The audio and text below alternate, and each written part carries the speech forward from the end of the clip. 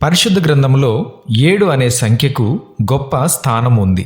7 అనేది బైబిల్లో సంపూర్ణతను, పరిపూర్ణతను, ఆశీర్వాదమును సూచిస్తుంది. మొదటిగా ఆదికాండం 2వ అధ్యాయం 2వ వచనములో దేవుడు 6 దినాలలో సృష్టిని కలుగజేసి 7వ దినమున విశ్రమించెను అని రాయబడింది.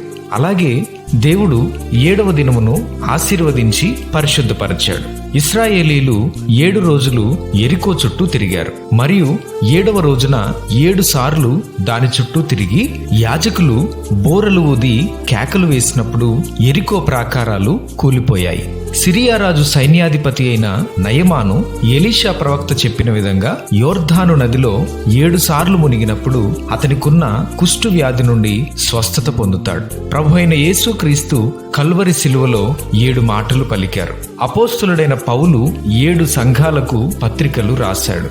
అపోస్తులుడైన యోహాను ప్రకటన గ్రంథాన్ని 7 సంఘాలకు రాశాడు. Download ShareChat.